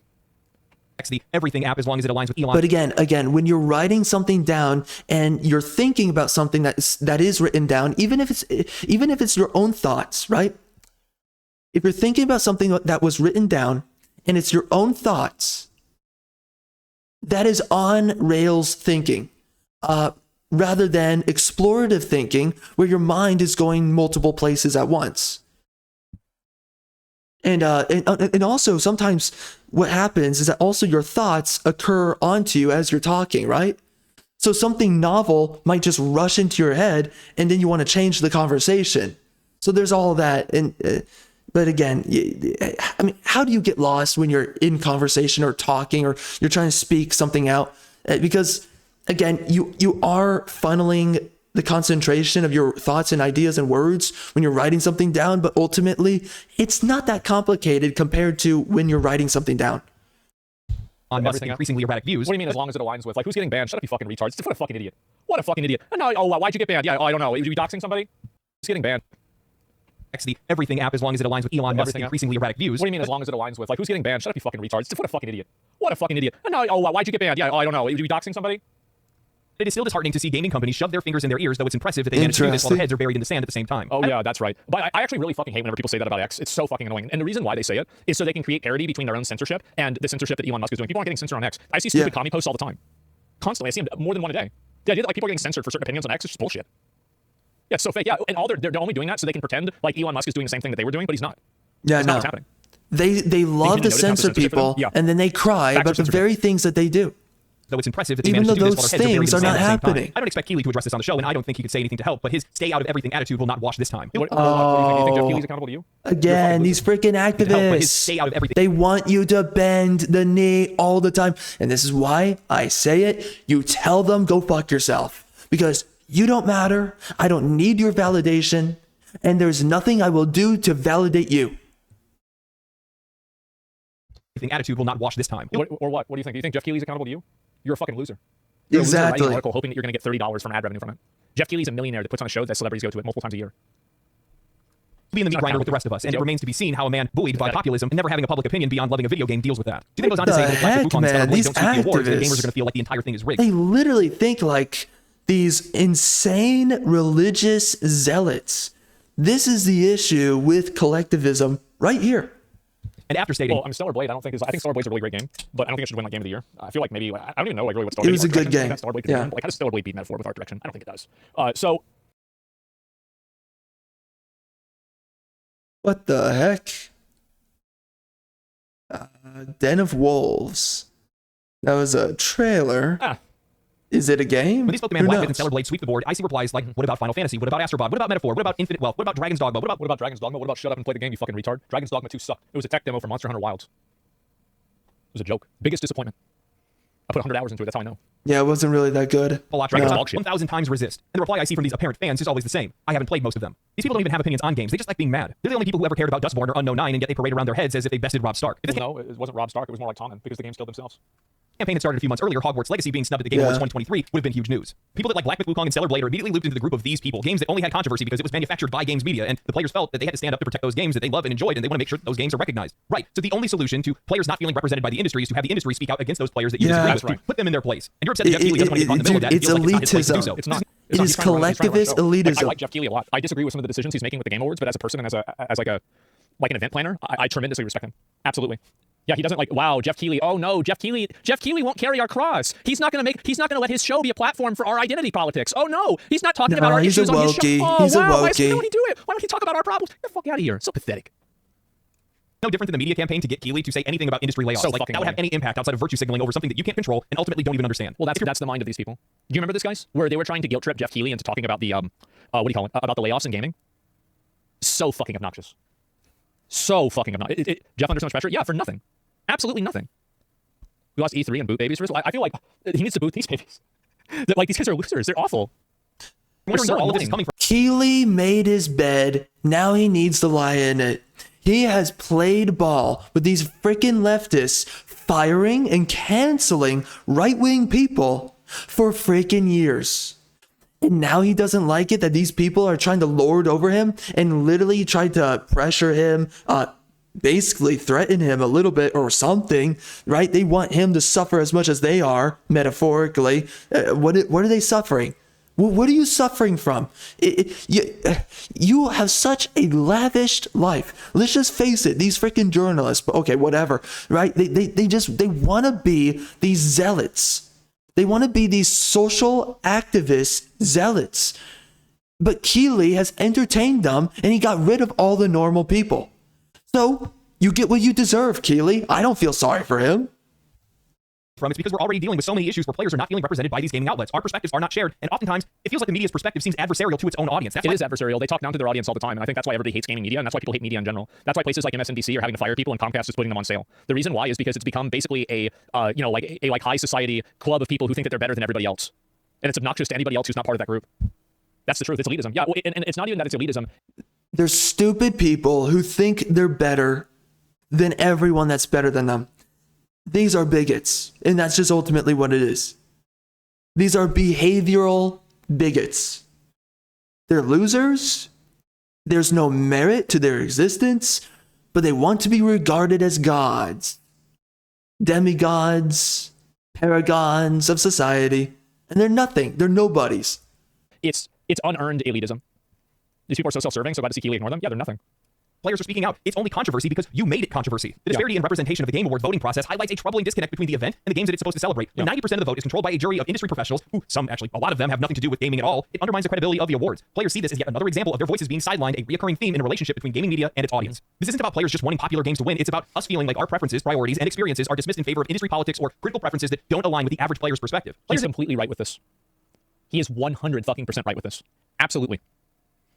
Invest countless hours in the games, dissect the mechanics, narrative depth, and the passion behind the development process. I think what we're seeing right now is a massive contrast in the games industry because of social media, the internet, and gaming's explosive popularity, where gamers are now more educated and engaged with these games than the journalists that are scoring them and the panelists that are rewarding them. Players love their games. Of course, they're going to be upset when they see that their favorite game isn't being recognized. Yeah, what a surprise. When they see an industry that is constantly pushing back against them, that's including gossip magazines who vote the best game of the year, who are you to say that they're wrong? Yeah. And I think that's my biggest concern when it comes to all this. It's that growing divide between games media and the games industry. And it's not just games media, it's all media and all journalism. You've seen an increasingly large divide between media and journalism and the actual consumers. And I think that it's been compounded with a sense of superiority that really is off-putting to a lot of average Joes. Just a lot of average people. It's so obnoxious. Journalism is one of the preferred career paths for the untalented rich kids. Just look at their bios, bunch of Ivy League grads. I mean, I think that the reason why people are like, yeah, you're probably right. Honestly, you probably are. The Game Awards are about the announcements. Awards are just an excuse for engagement. I mean, I'm excited for the commercials for it too. Yeah. It's a profession for jealous and zealot-minded, ugly people. That's all that journalism is. It's for people who mean nothing in life. So then they chase after stories on things that mean something. They're looking for that relevance. And ultimately, they also view that there's power in being a journalist, that they're going to expose people, they're going to speak unto the masses, and that when I speak unto the masses, I can pressure people politically to do the right thing, right? To bend the knee to my politics. To make them do the right thing, because the right thing is just common sense, which is my politics. And it just keeps getting bigger and bigger. You're only making it worse when you're adding in NPR and Variety, NPR, and Rolling Stone, and New York Times, and LA Times. What do they have to do with video games? Nothing. Let's be real. The vast majority of these outside outlets are likely going to vote based on popularity, whether or not they've heard of the game or not, because they likely haven't even played them in the first place. And what does that serve to do? Does that share the perspective of the players? No, I don't think that it does at all. So of course players are going to push back against it. Of course players are going to feel like it's somewhat unfair, because in truth it is unfair. And I think it's really important that these games are represented the way that they should be, because there are some really tangible benefits to being nominated, to being awarded. And yeah, of course, from a player's perspective, if I see Elden Ring Shadow of the Erdtree win Game of the Year, am I going to be happy? No. Sure, I really liked it. It was really good, but I don't think it should win. Like, I wouldn't be happy if it wins. Like, even though I think it was probably my favorite thing to play this year. Maybe Black Myth Wukong a little bit more. I don't know. It's hard to say. But like, I would still be sad if it won. I don't think that sends the best message to the industry. What are we teaching them? What are we telling them? Are we going to be optimistic about it and say they're going to go, oh, we just need to make really good DLC? Or are they going to say, hey, our single player games, why do we need to make sequels to any of these? Why should we bother making new IPs? Maybe instead what we should do is just continue to add on to the games that we already have, which they've been doing in the past. Another season pass. Oh my God. So, I hate to be a doomer Season about it, but in 37? most cases, they don't really like to make the right choices in those kind of things. And a lot of it is money motivated. And let's be real, if you get Game of the Year, it does earn you some money. I can't tell you guys how many times I had friends that reached out to me because they kept seeing Baldur's Gate 3 getting mentioned, whether they were winning another award, whether players were talking about an award or something like that. And these folks that never played. It's a psyop. It's a psyop. It's a psyop. I don't care how many people are like, oh wow, I'm hearing about this all the time, every day. Who cares? It's a psyop.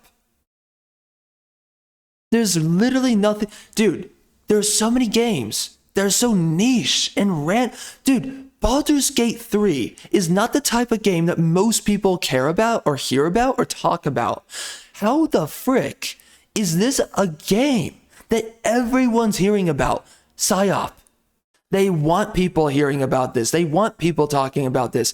Do not forget, ESG and also a lot of these other organizations that nobody hears about until they're uncovered, they throw around millions and billions of dollars to push their narrative. As I understand, I heard this, I'm hoping I'm getting the number right. The Harris campaign spent $1 billion throwing that money as celebrities to endorse Kamala Harris. You are purchasing your relevancy rather than being relevant. And the thing with Baldur's Gate 3 is that no one cares about this game. That's the truth. People actually care about Elden Ring. A lot of people played it for months on end. But nobody talks about Baldur's Gate 3.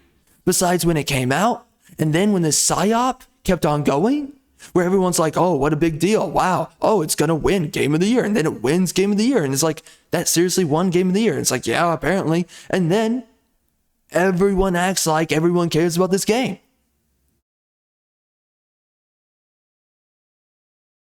Yeah, the truth is, man, nobody cares about it. It's a psyop. It's a psyop where they spent a bunch of money to get this weird, woke game a bunch of attention, and maybe, right, soften people up, and it's like, oh, you know, this is safe woke. It's a safe woke game. It's not totally crazy, a little bit crazy, but it's not totally crazy.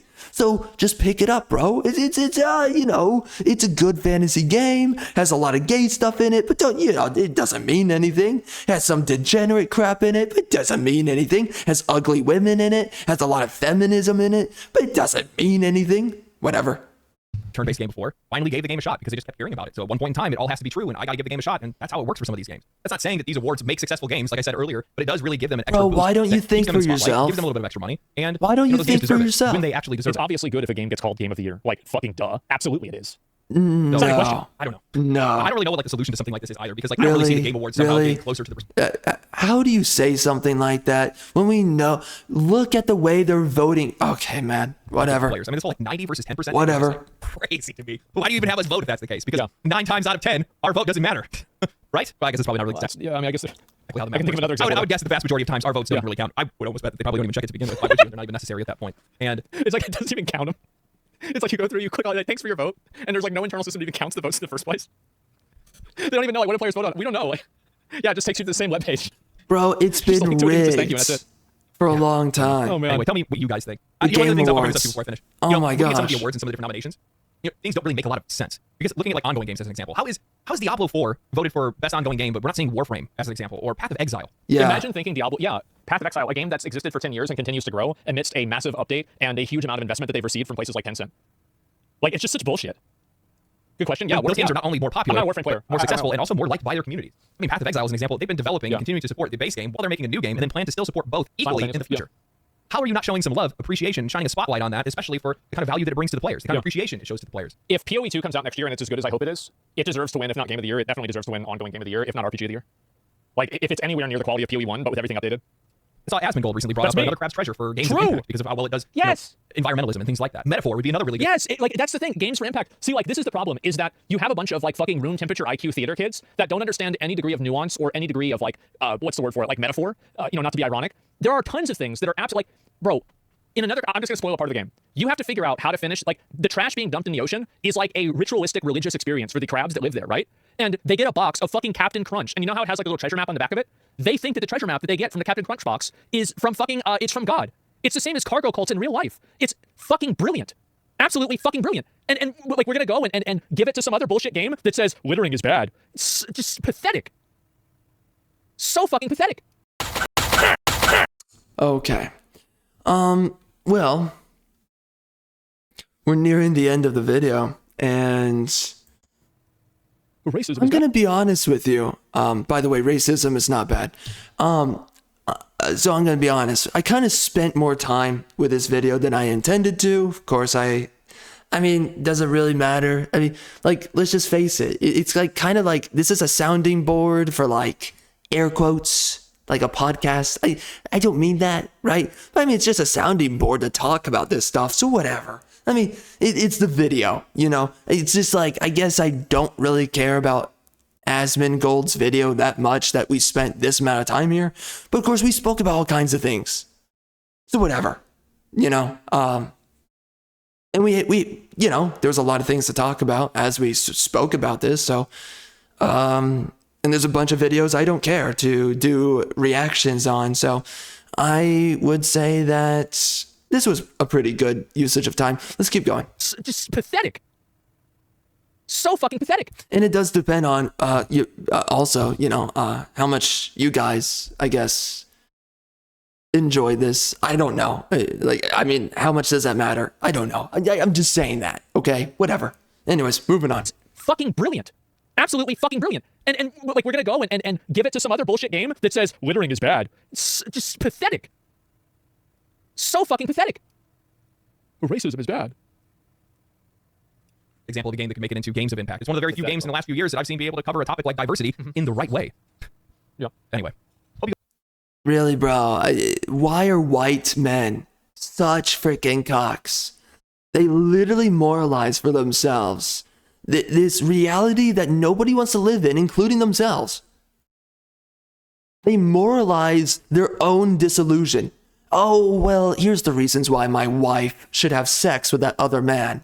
And then they go down the list and they're like, okay, Sheila, go get ran through by 5 dudes from 5 different countries.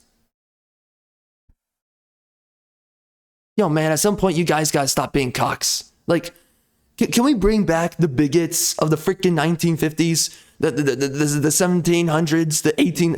Can we bring back the guys who just say the N-word all day? Please? Please?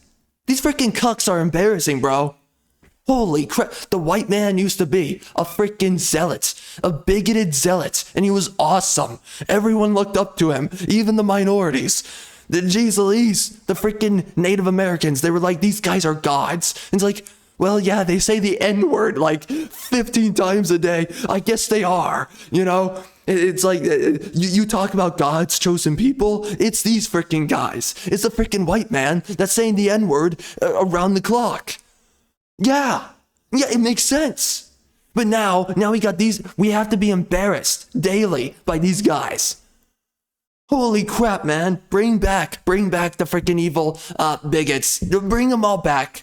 I will take a freaking Democrat from freaking the 1800s over this.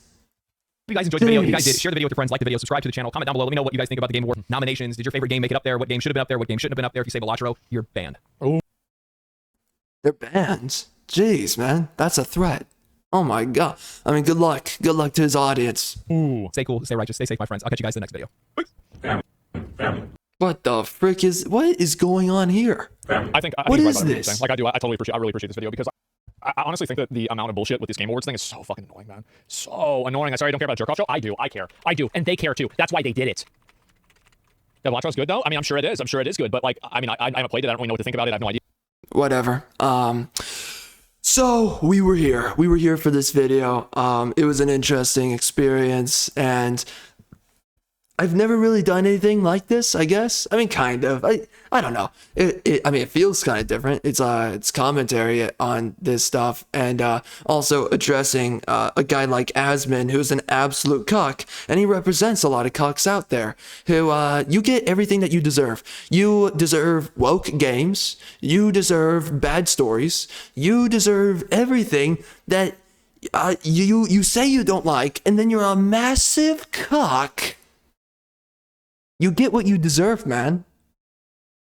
You know, it's like your ancestors, Asmin and a bunch of other guys, they were dudes who didn't hide from their words. They were dudes who lived within reality. And they didn't give a crap about all this freaking Democrat liberal nonsense that you care about.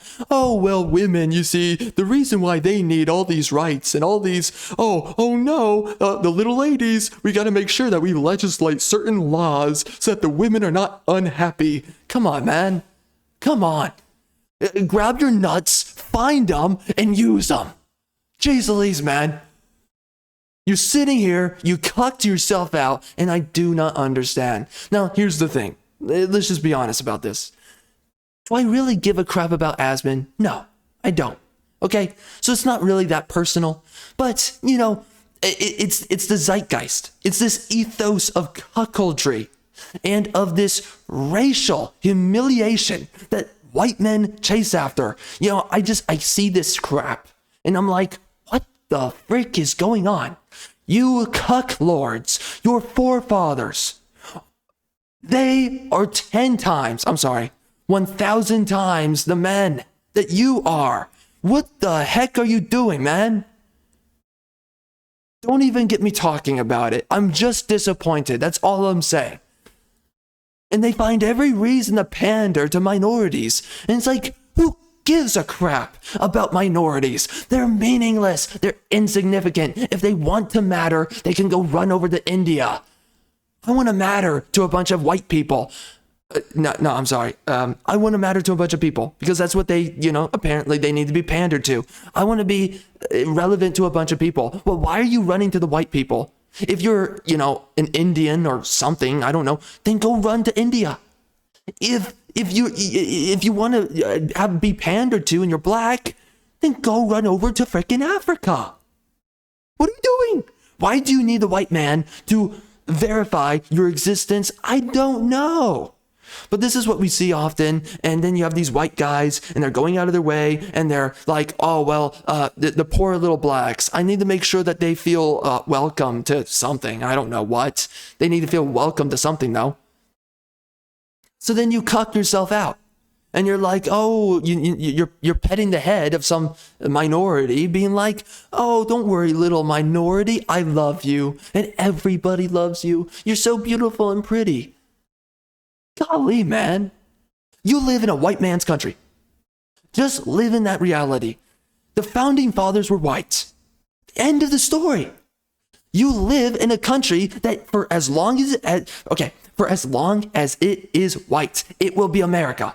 And for as long as it ceases to be white, it will no longer be America. That's the simple reality. You know it's true. Even black people know it's true. Everyone knows it's true. Hispanics know it's true. Everybody knows.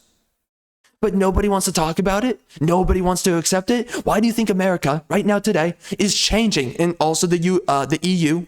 Why do you think these countries are changing so much right now? Why do you think that is? Because we are changing the demographics and we're bringing in people who are not the people who are native nationals to the region. America was very different when the Native Americans, when they were there. And then when the new Americans, the colonizers, the Mayflower guys, and all the other dudes before them, when the British people came on over to the North Americas, okay, let's call it that.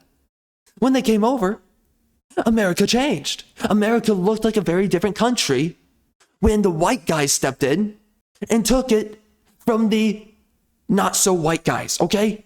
What do you think happens to a country when you fundamentally transform the racial demographic? It turns into a different country. It's just that simple. Anyways, man, on to the next video. As you guys know, wokeness in media is not going away anytime soon, and the solution is no sooner within our reach. The reality is, our stories are bad, and our culture is stagnant. It's no longer stagnating, I mean, that's for sure. We are time locked within products from years ago, ages ago, with nothing new to satiate our imaginative desires. This is why I've gone out of my way to write you guys my books. Head into my Amazon page and pick up my books for the stories I have written. And you can otherwise find me by searching out Charles Arlington on Amazon. You may also find my links in my channel's description. It is time we replace wokeness in media, and with your guys' support, we can rekindle a great age of storytelling once more.